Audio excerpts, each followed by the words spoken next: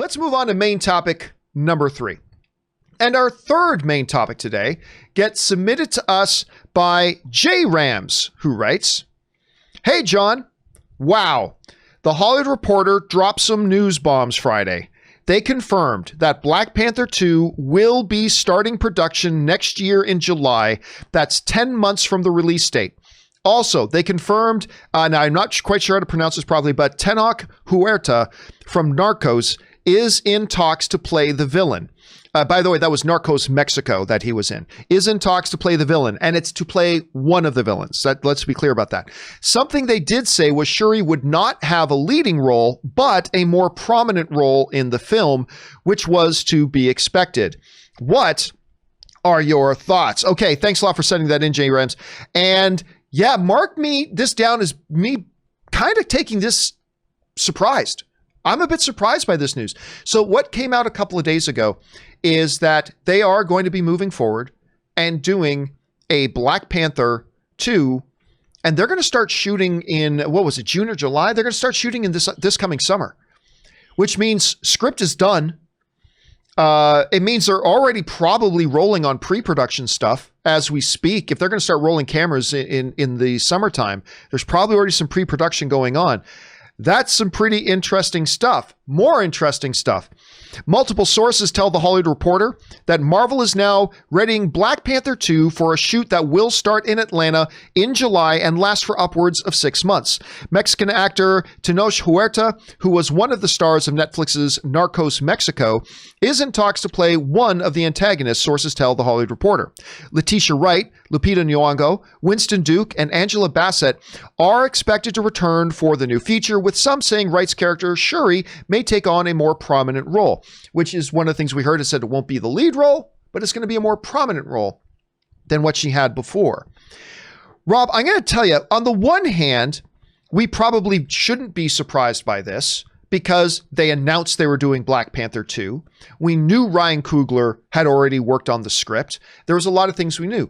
But with the passing of Chadwick Boseman, without there being any solid reason why to believe this, with the passing of Chadwick Boseman, I kind of had it in my head that they were going to push it off a little while. And just get around to it maybe a couple of years from now. Not like 5 years from now, but I thought they would push it off a little bit. Again, there was no reason to think that. It's just kind of what I thought. Them going into this and starting to shoot in the summer, this coming summer, it doesn't tell me these things, but it suggests a couple of things to me. The first thing it suggests to me is that I don't think Ryan Coogler made any fundamental changes to his script. I mean, if it's already done and wrapped to the place that they are ready to announce a start production date and they're already probably getting moving on pre-production, it makes me suspect they probably didn't do many things to change things after Chadwick Boseman's tragic passing. So that's the one thing that I find interesting. And then that leads to a second thing, which I think this also implies that they are indeed going to be recasting the role of T'Challa. Because, again, this doesn't definitively say this, Rob, but this is what it sort of implies to me. Because if they were going to take T'Challa out of it altogether and then redo that, to me, that's a major reworking. And I just don't know that the time has been there for them to completely reshuffle the deck and be ready to go already on this. So again, it's just what I think it implies. I'm not necessarily, that would definitely be the case. I wouldn't bet $1,000 on that. But then moving forward at this rate, at this time, it was pretty surprising. I don't think it's a bad thing, Rob. I don't think it's a bad thing that they're moving forward and they're taking steps at this thing. Not at all. I'm excited. I am excited. We need some good news right now. So this is exciting to me, but I'd be lying to you if I didn't tell you I was a little bit surprised. Rob, you heard this news. What are the things that stand out to you most? And were you surprised to hear this as I was? Well, I wasn't that surprised because, you know, Marvel has been very methodical and they're playing the long game. So they have these things prepared, and Ryan Coogler was working on this script for a long time. And I think they realized that at some point the more I think about it, I've been watching a lot of James Bond movies lately, and I watched Live and Let Die, and they made a huge transition in that film, going from Connery to Roger Moore. That was a big fundamental change. I mean, they tried it with Lazenby, but when they went to Roger Moore, and it worked. That transition worked, and I think in a way it sort of honors the legacy that Chadwick Boseman has built with that character. I think that moving forward, they know their script is probably great. They probably have a really good story.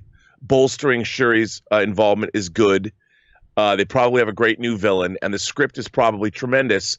So why not move forward with it? Because they were planning on moving forward with it anyway. So I'm sure the film is deep into pre-production.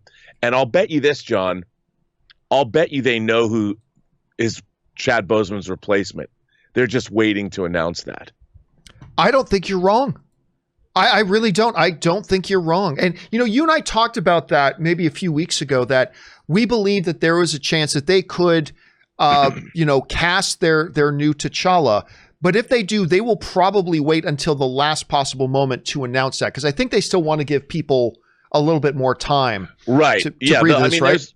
And they'll probably make a big deal out of it. I mean, look, if in fact we're going to get a COVID vaccine, and say by mid next year, May, June, that the vaccination program is working, it's been rolled out, what better way to celebrate the world coming out from underneath this, as far as the MCU could do for everybody, is to celebrate whoever the new Black Panther is going to be, roll that out and move right into production. It would be the MCU, which is so beloved. I certainly is beloved by me. And, the MCU saying, look, we're back, baby. The world is back. We're emerging from this virus. We all went through it together. We're coming out. And despite all the tragedy and the tragic loss of Chad Boseman, we are moving forward, delivering you the entertainment you expect from us. And to honor him and to honor all of us, here you go. Here's the new Black Panther. We're going into production. I mean, that would be exciting and uplifting, and once again, the inclusion that movie represented. The kind of inclusion that works, the kind of inclusion that is not forced, but that it's built into the very DNA of the movie.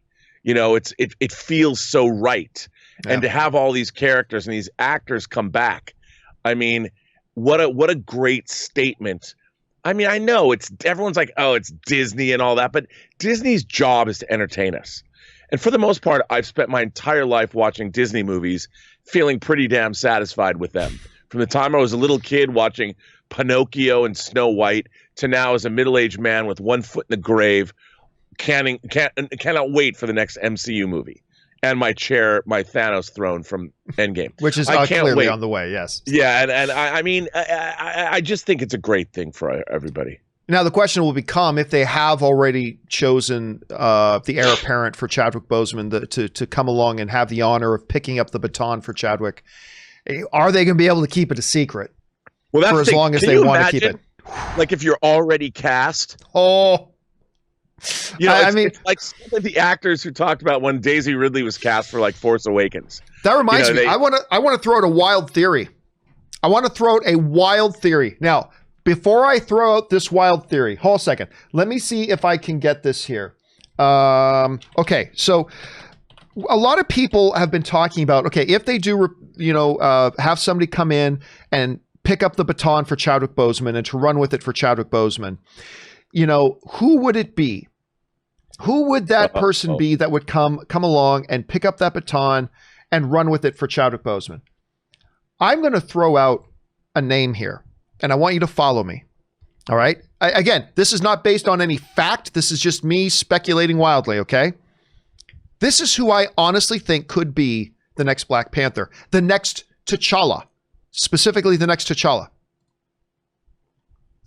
I think Michael B. Jordan could be the guy. Now follow me here just for a second. Follow this ridiculous line of reasoning for a second, all right?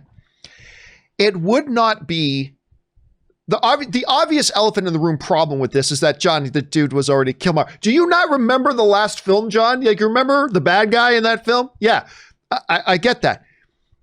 We have seen a couple of people, granted much smaller, we have seen a couple of situations where one actor has played multiple roles in a cinematic universe before.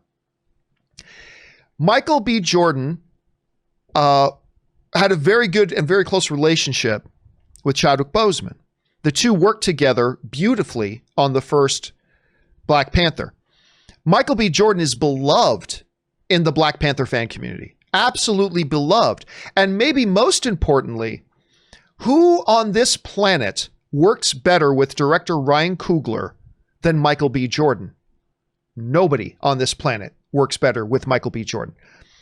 Rob, I am simply throwing out the suggestion that there would be a poetic beauty to Michael B. Jordan, who worked with Chadwick on the first one, who is so in sync with director Ryan Coogler, if they were just to say, yeah, guys, he did play Killmonger, but we're going to ask you guys to suspend the disbelief for a second.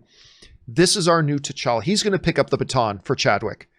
There'd be something poetically beautiful about that. And I would be willing to give it as much as a 10% chance that that actually happens. I don't know. Rob, I know it's wild. I know it would be completely unconventional, but what do you think about my little theory of Michael B. Jordan taking up the role? You know, of all of the actors in Hollywood right now, there's something sort of beautiful about this idea. And I think it's the one bit of casting that would be universally accepted. I don't think, like, sure, he can play a villain in one movie, but it's not like actors can't be recast. I just kind of like the idea I could have two Michael B. Jordan Hot Toys figures fighting each other.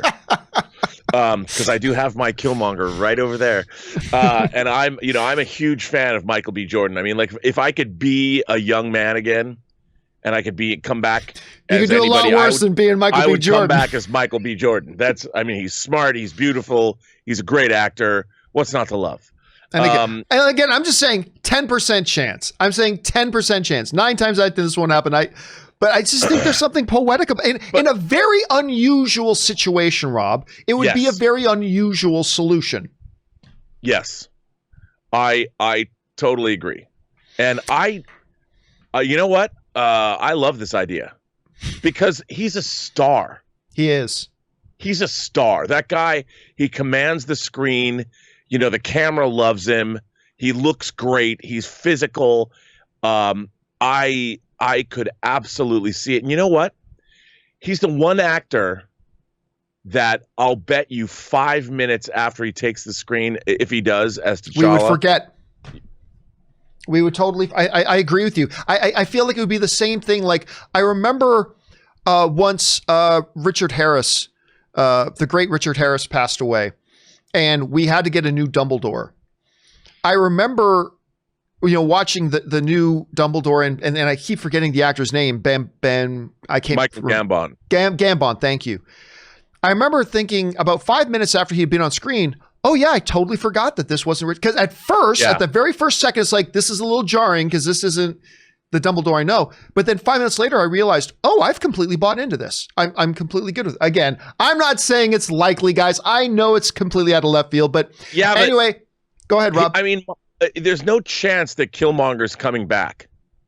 And the chance. Fact, he's dead. So it's not like people are going to be wondering. Everybody's going to know why it was done. I mean, maybe it might seem strange when you're watching Black Panther 1 and 2 back to back when you're having a Black Panther afternoon at home or something. But I think that's a great idea, dude. Yeah, and look, I just want to be clear. What I'm saying, what's that? Call the Bobs. Call both Bobs, Chapek and Iger. By the way, I just want to be clear here. And when I say, I forgot that it wasn't I'm not saying people would forget Chadwick Boseman. No, I'm saying I think we would forget that this actor last film was playing a different role. And again, I just think there's something poetic to it about this guy who had already worked so closely with Chadwick Boseman, a guy who is so intimately familiar. Like, all of Ryan Coogler's best work has been done with Michael B. Jordan. and he's already in this. I don't know. It's not likely that'll happen. I'm just saying. Anyway, guys, question is, what do you think about this news that they're moving forward with Black Panther 2 already? They're already in pre-production. They're going to start shooting in the summer. What do you guys think about that? What do you think about my far-fetched idea about Michael B. Jordan? Jump down into the comment section below and let me know your thoughts. All right, guys.